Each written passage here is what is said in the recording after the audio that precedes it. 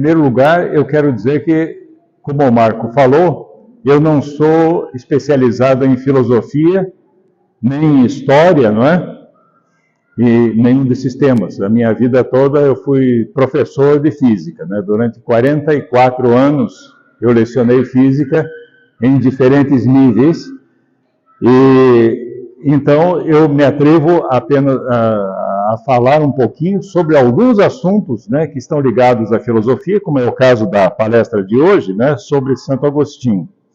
Mas não sou especialista no assunto, então, e quem não é especialista, eventualmente, pode cometer alguma falha aí de interpretação, não é, ou alguma coisa nesse sentido. Então, nós vamos falar sobre Santo Agostinho e a concepção de Santo Agostinho sobre o tempo, que é uma concepção que é um dos primeiros trabalhos dentro da filosofia para se entender o tempo, foi esse trabalho de Santo Agostinho, feito por Santo Agostinho e publicado no seu livro Confissões, que é uma espécie de autobiografia, onde ele descreve várias coisas que mais tarde passaram a fazer parte, inclusive, da teologia, não é? Não somente da Igreja Católica, mas de várias igrejas cristãs. E o capítulo 11, em particular, não é o capítulo, é o livro 11, porque o livro dele, o Confissões, a obra Confissões, é dividida em vários livros, e cada livro tem vários capítulos curtinhos, né? Então, o livro 11 trata especificamente do tempo. E é interessante que, dentro da Bíblia, nós encontramos aí várias situações em que a gente fala do tempo. Já que nós estamos falando de ciência e fé, vamos ver a parte de fé, não é? No Gênesis 1, no princípio do quê? Princípio, certamente, do tempo, Deus criou o céu e a terra. No Eclesiastes 3:1 temos aquele famoso verso a respeito do tempo: tudo tem seu tempo, um momento oportuno para cada coisa debaixo do céu. Gálatas 4:4, porém, quando chegou a plenitude do tempo, enviou Deus seu Filho nascido de mulher, e assim por diante. E completa lá no Apocalipse, a penúltima frase do Apocalipse, porque a última é uma saudação: vem Senhor Jesus, que fala da parousia. Com respeito ao homem, o tempo é um dos assuntos mais importantes aí.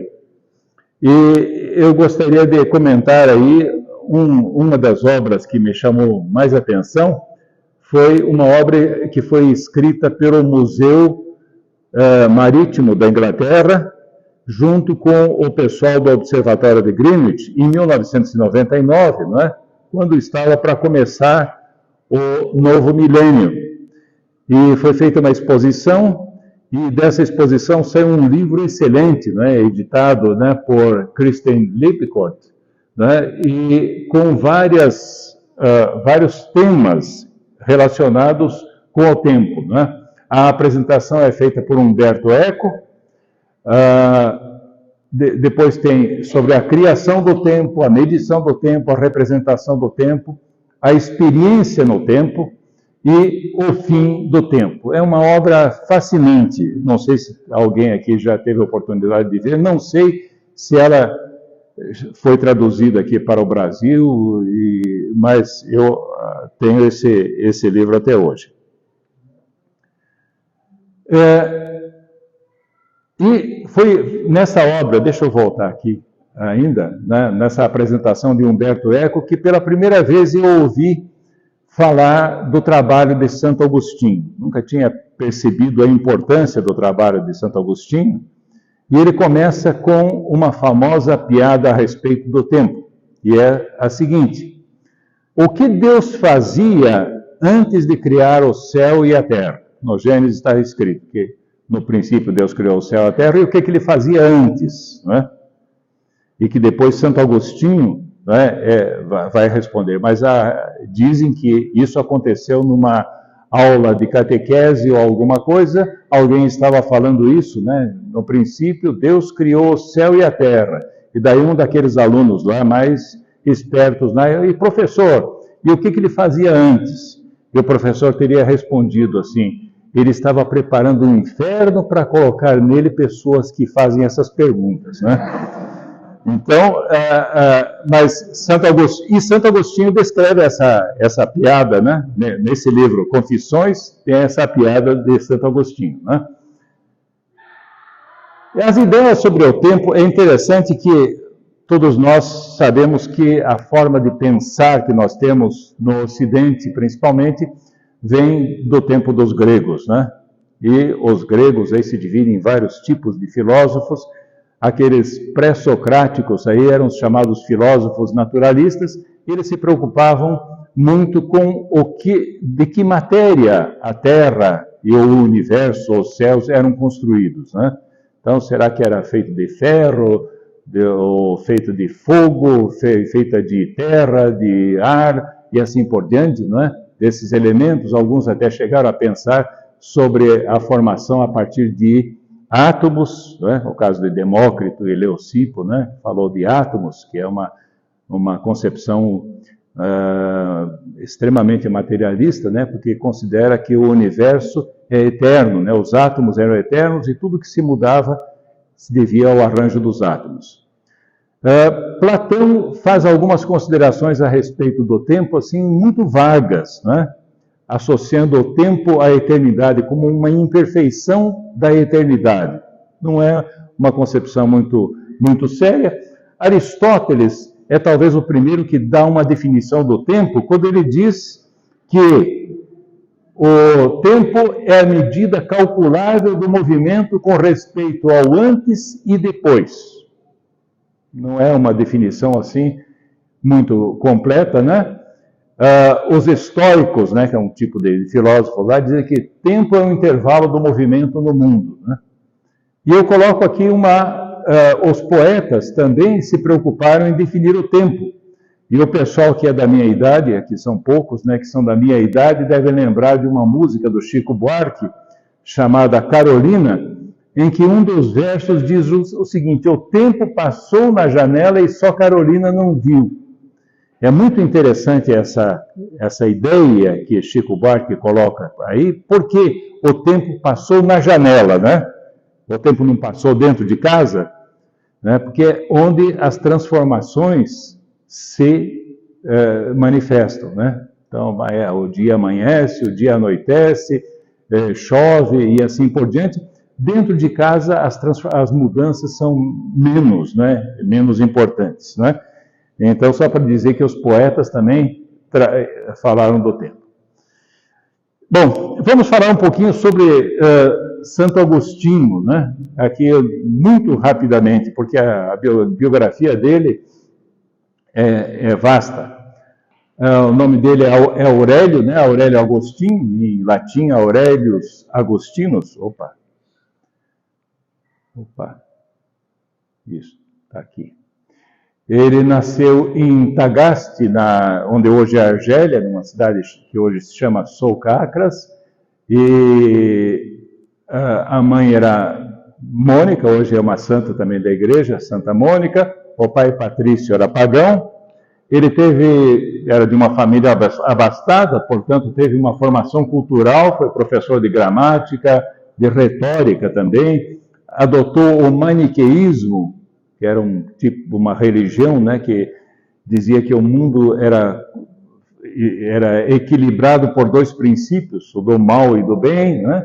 Depois ele adotou o platonismo, né, as ideias de Platão, e mais tarde o cristianismo. Dizem que ele se converteu ao cristianismo depois de muito tempo de uma vida assim desregrada, inclusive por influência das homilias de Santo Ambrósio em Milão, quando ele estava em Milão, né? Tornou-se então presbítero, depois foi bispo em Hipona, que hoje se chama Annaba, né, na Argélia, onde faleceu no dia 28 de agosto de 430. E escreveu mais de 90 obras, sendo que as mais importantes aqui são Confissões, onde nós vamos discutir um pouquinho hoje, e outro livro chamado Cidade de Deus, né? Bom, e Santo Agostinho foi de uma época muito interessante dentro da igreja, né? Dentro dos primeiros cristãos, né? Dentro da história ele viveu na época chamada da Antiguidade Tardia, né, por volta do ano 300, e contemporâneos de Santo Agostinho, nós temos aí São João Crisóstomo, que é um dos doutores da igreja, São Jerônimo, que fez a Bíblia, né, traduziu a Bíblia do grego, do aramaico e do hebraico para o latim, né, o que foi muito importante para Santo Agostinho, porque Santo Agostinho, ele confessa lá no livro Confissões, ele confessa várias coisas. Uma delas é que ele nunca conseguiu aprender grego nem hebraico, né? Então, ele acho que se beneficiou um pouco do trabalho de São Jerônimo, né? E nós temos o Edito de Milão, né, em que a igreja, a religião cristã se torna a religião oficial por ação de Constantino, né, no Império Romano, então, a 315. E nós temos os dois primeiros concílios ecumênicos importantes que criaram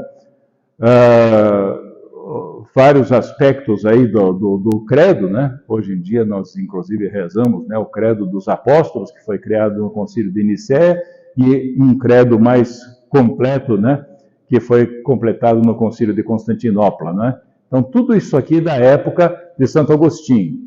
Na história, ainda é a época da invasão daqueles que os romanos chamavam de bárbaros, né? Não eram tão bárbaros assim, mas... né? Então, em 410, nós temos o saque de Roma, né? Veja que está dentro da vida de Santo Agostinho, né? A destruição de Roma, chamada a Cidade Eterna, né? Onde fica a eternidade, e a desintegração do Império Romano. Essa época é uma época interessante porque também os cristãos dessa época começam a valorizar o conhecimento dos gregos antigos. Até essa época, né, os primeiros cristãos ainda consideravam que aquilo que os gregos tinham feito era feito por um povo pagão e que não valia a pena, não é, levar em conta. Mas nós vimos aí que Santo Agostinho, inclusive, foi estudar o Platão, né, o platonismo, Platão principalmente, não é? Foi o primeiro desses filósofos a ser, digamos assim, cristianizado, entre aspas, né? E a forma de pensar dos gregos começa a ser integrada na forma de se entender a religião. E então aparece aqui essas duas frases que são realmente repetidas frequentemente em latim, né? Credo ut intellegam, eu creio e por isso eu entendo aquilo que eu estou querendo entender. Quer dizer, a ação de Deus, né, faz com que eu consiga entender. Mas também eu posso pensar e avaliar aquilo em que eu estou crendo. Intellego ut credam significa eu penso, então, para crer. Eu entendo e então eu creio. Essa segunda parte aqui é extremamente importante porque Santo Agostinho já usa essa forma de se entender. Na verdade, os dois, né? Porque esse livro Confissões, que nós vamos comentar daqui a pouquinho, ele é um livro autobiográfico escrito na forma quase de uma oração. É uma conversa com Deus, né? Nós vamos ver alguns trechinhos daqui a pouquinho, né? Tem até aqui embaixo, né? Confissões é o título de um livro autobiográfico escrito por Agostinho, no qual relata a sua vida antes de se tornar cristão e sua conversão, e acrescenta vários comentários espirituais e teológicos. Deixa eu até comentar aqui, acho que não é o caso aqui do nosso grupo, né? Nem tudo que Santo Agostinho diz no livro faz parte da doutrina, não é? Por exemplo, da Igreja Católica, não é? Mas ele tem uma influência grande. E os livros, né, das Confissões, então essa obra Confissões é dividida em livros, foram escritos com orações desse tipo. Pois tu nos fizestes para ti, e nossos corações estão inquietos até que repousem em ti. e continua como uma conversa com Deus, sempre pedindo que Deus ilumine aí o pensamento para que ele entenda as coisas. No nosso caso hoje seria o tempo, né? Então aí aquela piada que Santo Agostinho diz, né, o que Deus fazia antes de criar os céus e a terra, e a resposta, né, de alguém, né, teria sido: criava o inferno para colocar aqueles que se atrevem a investigar mistérios tão profundos, né? Mas Santo Agostinho daqui a pouquinho vai fazer um comentário sobre essa piada, né, repreendendo essa forma de responder um assunto tão sério. E ele se preocupa muito com o que vem a ser eternidade. O que seria a eternidade? O que ela difere do mundo em que a gente vive, né?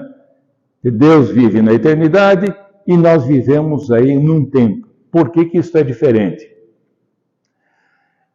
Ainda a respeito dessa piada, nós temos agora, indo já para o século XVIII, só dar um pulinho lá, nós já voltamos para Santo Agostinho, Immanuel Kant, né, comenta essa questão sobre o início do universo aí, né, na crítica da razão pura, onde ele comenta o que ele chama de antinomia da razão pura. Isso é uma coisa que foge à lógica. Ele diz assim: bom, se o mundo foi criado, né, por que existiu um tempo infinito antes da criação do mundo?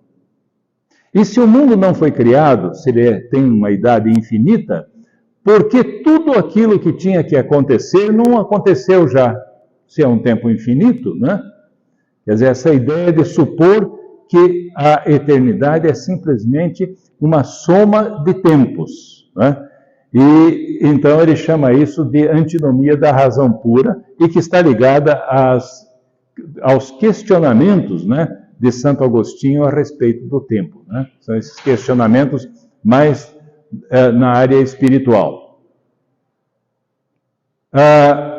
Então, agora nós vamos passar para ver o que né, aproveitando a chegada aí do Vilhena aí, né, chegou a tempo de ouvir falar sobre o tempo de Santo Agostinho. No livro 11, ele tem 31 capítulos, né, e o comecinho dele tem aquela característica de oração, né? Senhor, tu que és eterno, ignoras o que te digo ou não vês o que se passa no tempo? O que digo é para despertar em mim e nos que leem, né, o nosso amor por ti, para que deixemos de ser infelizes em nós, para sermos felizes em ti. Essa é a introdução do primeiro capítulo, né, desse livro 11. E ele volta a discutir, né, o Gênesis 1. Gênesis 1, que está aqui. Aqui é a questão do tamanho do dedo, né? No princípio, Deus criou o céu e a terra. O que é isso? O que é esse princípio? No princípio do quê? Né? E ele escreve, né, continuando a sua oração, que eu compreenda como no princípio criaste o céu e a terra e de que instrumento te serviste, como escreveu Moisés. Até ele faz um comentário, se Moisés ainda fosse vivo, eu poderia perguntar o que ele quer, porque supunham, até hoje, né, há uma suposição de que o Pentateuco teria sido escrito por... Pentateuco não, mas pelo menos Gênesis, né, foi escrito por Moisés, né?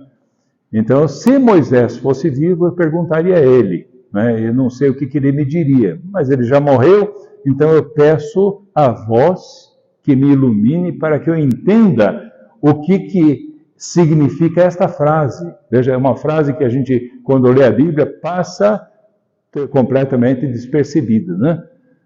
Já lê, no princípio Deus criou o céu, tá lógico, isso aí, né? Mas princípio do quê?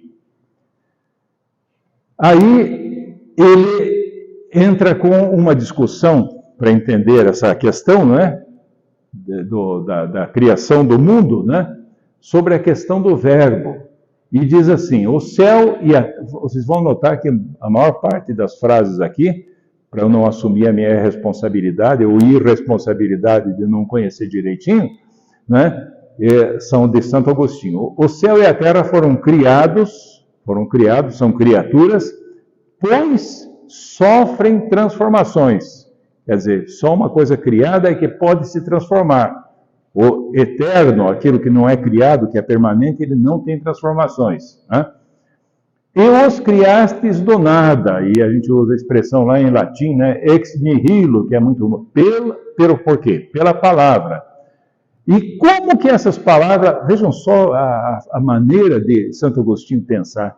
Como é que ele pronunciou essas palavras para criar o mundo? O mundo foi criado completamente do nada pela palavra. E ele diz assim, pronunciar palavras é algo que é feito no tempo. E ele completa ainda assim, será que foi do mesmo jeito que você falou, este é o meu filho amado, de quem muito me comprazo, né, na época, quando Jesus foi batizado por João Batista, ele coloca isso aí. Mas não existia nada que vibrasse, né, para criar um som e uma palavra.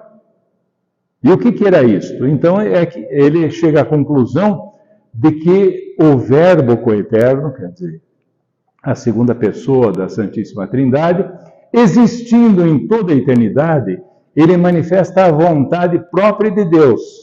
Ele não diz explicitamente, isso agora é eu que escrevi, mas fica claro o Evangelho de João, né?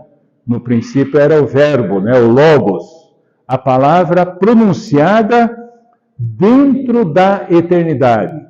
O que é dito não é uma sequência de palavras, uma palavra seguida da outra, mas tudo é dito simultânea e eternamente. Do contrário, já haveria tempo e mudança. Santo Agostinho aqui, ele chega numa conclusão muito interessante também, que aquilo que está no Gênesis, que fala que o mundo teria sido criado em 6 dias, né? Aqui não representa a criação foi imediata. E acontece que dentro do tempo que viria, né?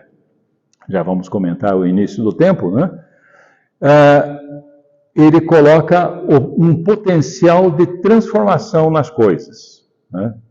Tanto que muita gente acredita, bom, então Santo Agostinho ele aceita a ideia da evolução, de certa forma sim, mas vamos comentar isso mais tarde.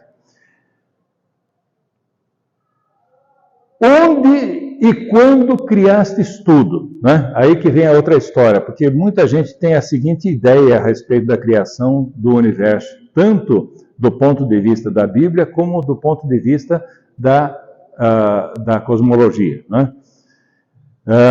Que havia um espaço totalmente escuro, e um dia, né, de repente, aparece num pontinho lá uma explosão que faz começar o mundo. Mas isso não está, né? Não havia esse universo, esse espaço completamente escuro, né? Não tinha nada lá no universo, não existia nem espaço, nem matéria e nem tempo. Aí que chega esse ponto interessante. Tudo foi criado pela vontade de Deus e o Verbo coeterno, inclusive o tempo como uma criatura, né? E diz o tempo como uma sequência infindável de instantes, né? E a eternidade, onde nada é sucessivo, tudo é sempre presente. Vamos explicar um pouquinho melhor essa questão, né? E então o tempo teria sido criado quando o universo foi criado. E aí é que ele diz assim, né? A resposta à piada. Se antes do céu, né, e da terra não havia tempo algum, por que pergunto o que fazias, né? Deus, né? Então, não poderia haver, então, né, o advérbio não seria válido aí, porque não existia tempo. Então, antes da criação, Deus não vivia num tempo, né? Eternidade não é um tempo que tende a infinito, né? Esse que é um ponto interessante, é uma diferença fundamental entre o tempo, né, que nós vivemos e a eternidade, né? Aí, desculpe, eu coloquei aqui em homenagem aqui, porque no tempo que o professor Vilhena e eu estudamos no ginásio, eles nos obrigavam a falar em latim, e eu me recorri algumas vezes aí no meu estudo, né? Mas eu vou fazer o seguinte, olha aqui, ó. Gália está a minha divisa em partes 3, né? Então, mas o que está escrito aqui? E eu respondo a quem diz, né? Apertei a tecla SAP. O que fazia Deus antes de fazer o céu e a terra? Não respondo como alguém teria respondido jocosamente a questão. Preparava o inferno para quem perscrutasse tais mistérios profundos. Uma coisa é ver, a outra é rir. Não respondo assim. Eu responderia, não sei aquilo que não sei. Antes de Deus ter feito o céu e a terra, não fazia coisa alguma, pois se fazia algo, o que fazia era senão uma criatura, né? E mais adiante, lá no finzinho desse livro, que é no capítulo 30, ele diz assim, não se pode falar em antes também, onde não há tempo e não pode existir tempo antes da criação. Então, a resposta, então, àquela piada é esta. Saltando 15 séculos, né? Aí é interessante observar agora que a comparação dessas ideias feitas no século IV, né? Santo Agostinho viveu no século IV e século V, né? Stephen Hawking, no Universo de uma Casca de Nós, ele faz esse comentário. Segundo Santo Agostinho, antes de criar o céu e a terra, Deus não criou absolutamente nada. Na verdade, isso se aproxima bastante das ideias modernas, né? E daí nós sabemos que o Big Bang não foi uma explosão. Não existia. Aliás, a palavra, todo mundo sabe, né, que foi essa palavra aqui foi dita pelos que não aceitavam o modelo do Big Bang, né? Se não me engano, Fred Hoyle, se não me engano, era um deles que não aceitava essa ideia, e um dia, num programa de rádio, ele falou aquele Big Bang, né? Com uma gozação, né?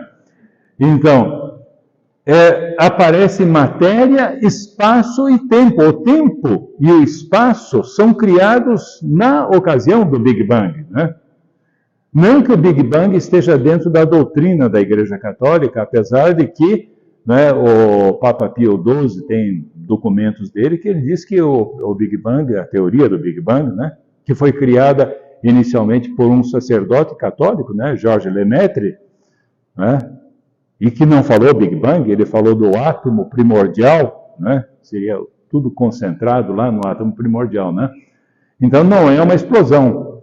E aí os meus amigos físicos aí, né, principalmente os físicos teóricos, quando fala ex nihilo, né, é interessante que o efeito Casimir mostra que a partir das chamadas flutuações quânticas do vácuo, que eu não sei direito como é que funciona aquilo lá, é possível aparecer partículas, né?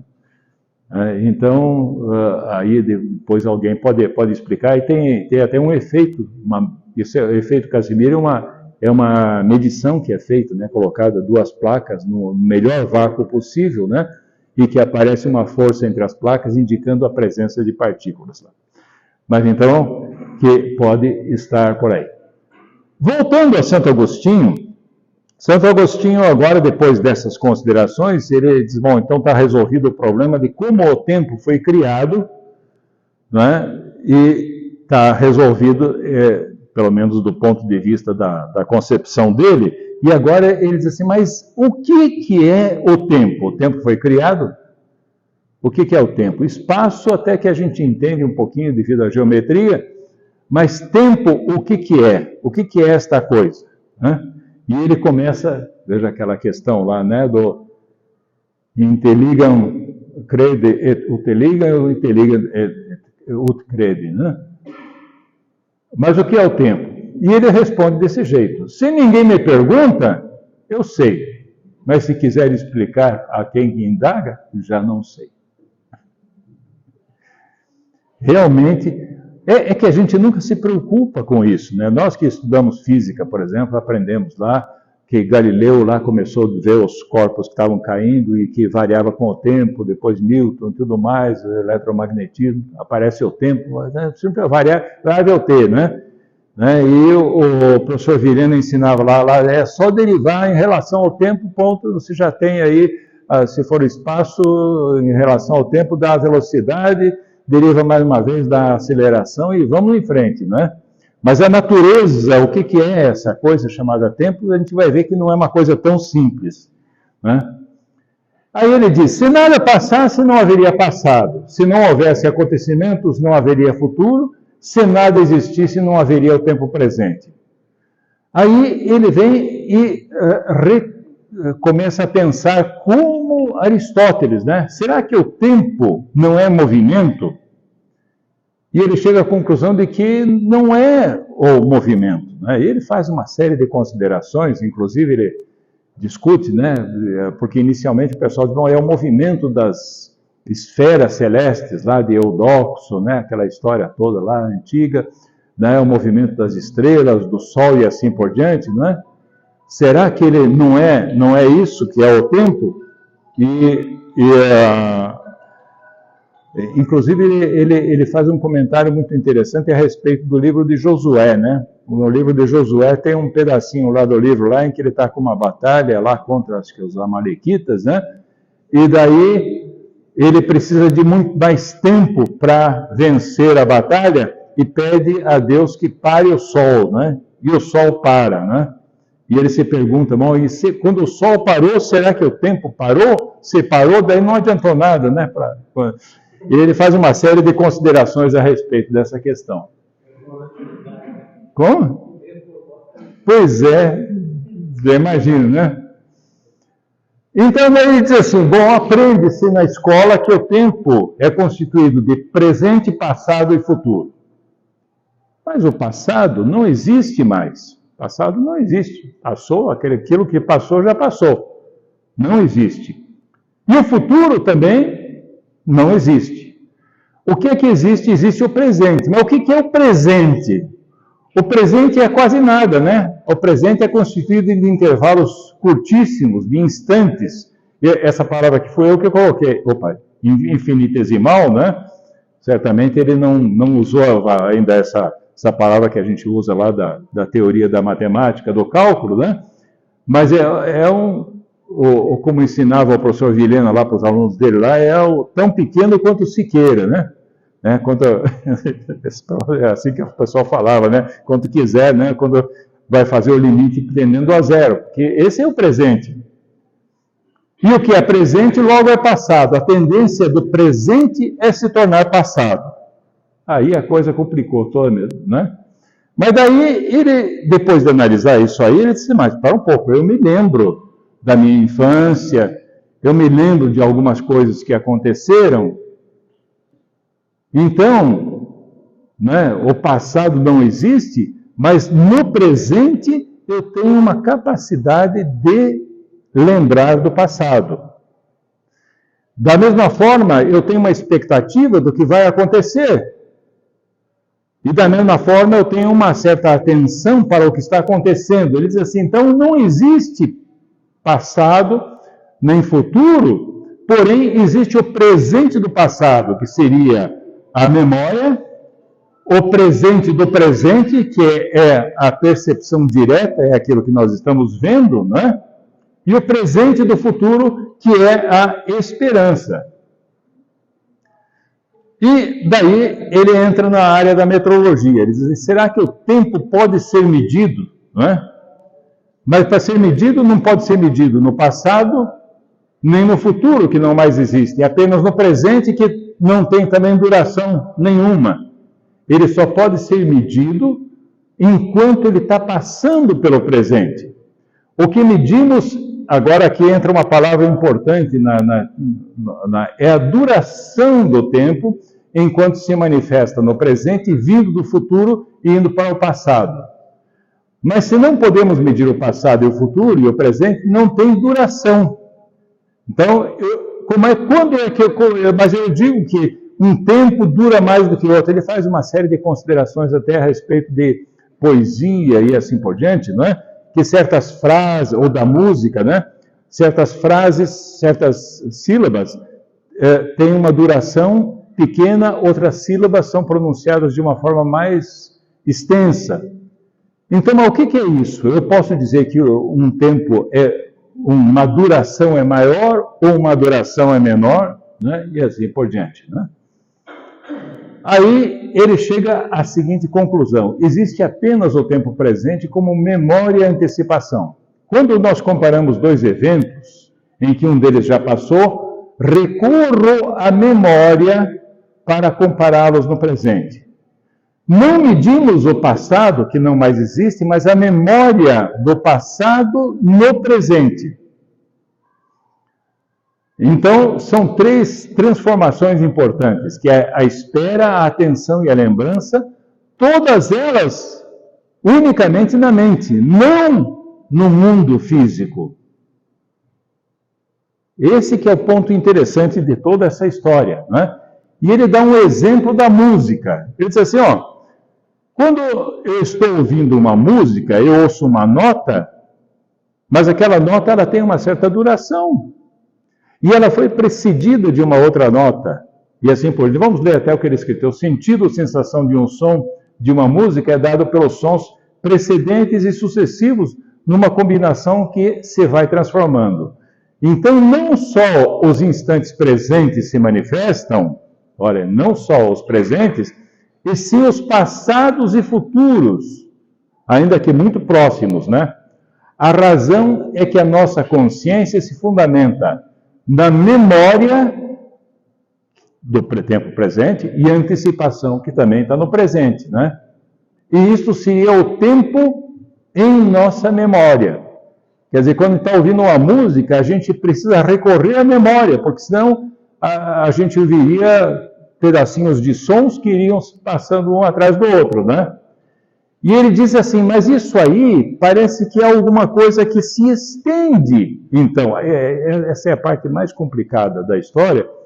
Eu peguei até o trecho aí depois aí para o original para a gente discutir. É como se houvesse uma distensão da alma. Na verdade, Santo Agostinho ainda não conhecia toda a psicologia que nós conhecemos hoje, então ele usa a expressão consciência, alma e assim por diante, dizendo que a alma, por exemplo, tem três qualidades, que é a consciência, a vontade e a inteligência, né? Então é isso. É como se fosse uma distensão, essa expressão que ele usa, distensão, eu até achei muito estranha isso aqui, porque distensão é alguma coisa que a gente puxa com um elástico, né? E estende. Combinando o que percebemos como o tempo, através da atenção presente, da memória do passado e a expectativa do futuro, dentro da nossa consciência. Daí eu trouxe aí para o professor Vilhena traduzir para nós aí, né? Na minha visão, isso não é o tempo, mas eu posso apertar a tecla SAP aqui, né? Pelo que pareceu, meu tempo não é outra coisa senão distensão. Olha só, está falando como se fosse o ortopedista lá, né? Quando a distensão na perna lá, né? Mas de coisa que coisa que é, eu ignoro. Seria para admirar, não fosse da própria alma. Portanto, dizei-me, eu vou-lo suplico, meu Deus, olha, está desesperado aí. Que coisa eu estou medindo? Que coisa que eu meço? Quando declaro indeterminadamente, esse tempo é mais longo do que aquele. Ou quando digo determinadamente, esse é duplo daquele outro. Sei perfeitamente que meço o tempo, mas não o futuro, porque não existe. Também não avario o presente, porque não tem extensão, nem o passado, que não existe. O que eu meço, então? O tempo presente decorre e não o que já passou. Essa é a parte mais complicada. Eu andei vendo vários comentaristas aí, sobre o que eles entendem por isso. E a conclusão que eu vou até colocar aqui um comentário aqui, feito por dois professores lá da PUC do Rio Grande do Sul, nessa revista Controvérsia, publicada em São Leopoldo. Esse distensio anime, distensão da alma, cria um modelo teórico que torna possível a coexistência do futuro e do passado no presente. Permite também perceber a duração, olha, a duração. Ele não fala intervalo de tempo, coisa desse tipo que a gente fala lá em física, né? Passado e futuro inexistem. Como medir, pois, se não tem existência? Ao associarmos o tempo à alma, à memória, né, as medidas em questão tornam-se possíveis. Então, o que deixou de ser em si continua a existir na lembrança. A coisa mais interessante é que, apesar de tudo, né, apesar de tudo, estas ideias, elas não diferem daquilo que outros filósofos modernos e físicos teóricos e pessoas pensantes aí têm hoje em dia, né? Como a gente vai ver daqui a pouquinho. Então ele diz assim, o tempo não é um atributo do mundo, quer dizer, ele não existe realmente como um atributo do mundo, mas da percepção do mesmo, e consequentemente não existe de modo objetivo na natureza, mas é estabelecido e capturado subjetivamente na consciência, né? Coloquei ali a alma, né? Só se consegue explicar o que é mutável a partir do que é imutável, o tempo, daí vem aquela preocupação dele de distinguir claramente o que vem a ser eternidade, né? Eternidade, para ele, é onde nada se modifica. Então, quando dizem aí, quando a gente morrer, a gente entra na eternidade, a gente vai ficar paradinho, assim. Ou vai viver vários séculos e assim por diante, né? Já estou me passando aqui do tempo que eu pretendia, né? Mas já está no finzinho, por favor, né? Deus, né? Deus não tem nada a ver com o tempo. Para Deus não existe o tempo, para ele é sempre um presente, né? Mas um presente diferente do nosso. Para ele vê o universo integralmente, né? E sempre na eternidade. Então vamos ver agora, só para completar a nossa conversa. Me desculpe, Marco, eu pretendia só gastar meia hora, mas bem no fim aí a gente fala demais, né? Professor é assim, né? Toca o sinal lá, mais 5 minutos aqui eu termino a demonstração. A Vilhena falava assim. 42 minutos. Tá bom. Vamos ver o que disseram. Immanuel Kant, na Crítica da Razão Pura, né, ele tem um capítulo na Crítica da Razão Pura, quem teve paciência de ler tudo aquilo que ele escreve lá, mas eu não li tudo, mas alguns pedaços eu li. O tempo é, sem dúvida, um conceito a priori, porque após a primeira frase da Crítica da Razão Pura, né, a única coisa que eu li, né, todo conhecimento começa com a experiência. Mas o conhecimento, que ele diz, é um conhecimento a posteriori. A experiência, né, a vivência, ela nos leva a um conceito de tempo. Então, a experiência não mostra o tempo, porque o tempo está imerso dentro da gente, é um conceito a priori. Toda a realidade de fenômenos é possível somente no tempo. O tempo não é um conceito discursivo universal, mas uma noção pura da intuição sensível. As mudanças são reais e só são possíveis no tempo, que não é real, né? Ele não escreve. Consequentemente, o tempo, ele diz assim, é real, mas onde? Na intuição interna. Um dos grandes pesquisadores mais modernos, ele faleceu em 1941, Henri Bergson, né? Ele escreveu tem muitos livros sobre tempo. Assim, a noção de tempo utilizada, ele faz esse questionamento, né? A noção de tempo usada pela ciência é utilizável pela consciência? Por exemplo, o conceito de duração. Diz assim, na ciência, o tempo é quantitativo, né? É uma preocupação grande da metrologia, né? Na consciência, ele é qualitativo. Aquilo que nós pensamos, né? Por exemplo, aguentar uma palestra meio chata aí, dá um tempo mais longo, né? Agora, se a gente estivesse no bar tomando cerveja, seria mais curto. O tempo da mecânica, ele diz que veja, não é especializado, é espacializado, porque ele compara o espaço dos ponteiros do relógio, né, como um método de medida, né? Mário Bunge é um físico argentino. O Mário Bunge estudou inclusive no Brasil aqui. Depois ele foi para a Argentina e quando faleceu ele estava dando aula no Canadá, na Universidade de McGill, né?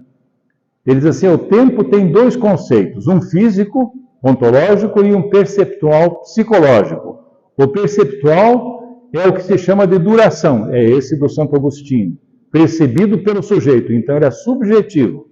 O tempo físico é objetivo, mas não existe por si próprio, tanto que é medido pela observação de um processo. Isso está no dicionário de filosofia que ele escreveu. E para completar, eu falo desse livro que ele é fascinante, mas muito, que dá muito para a gente pensar. Eu vou até deixar aqui como um tema para alguém discutir no futuro.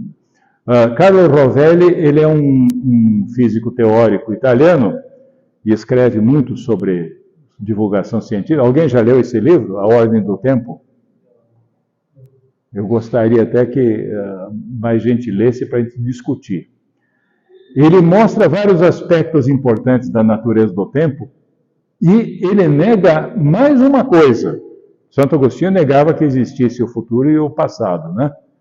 Ele nega a flecha do tempo, que o tempo tem uma direção preferencial, que ele vai do presente para o passado, né? E com isso geralmente é justificado por uma única lei física, que é a lei do aumento da entropia nos processos, né? E que ele nega. É muito interessante por isso, né? Que aquilo que a gente chama de aumento da entropia, ele faz uma discussão grande lá sobre a teoria, principalmente sobre as ideias de Boltzmann, né? Então, ele nega a flecha do tempo e a dificuldade de estabelecer o que são presente, passado e futuro. Na verdade, na relatividade restrita já, o conceito de presente, passado e futuro, ele é alterado, porque a simultaneidade, né, a gente vê que ela é relativa, não é absoluta, né?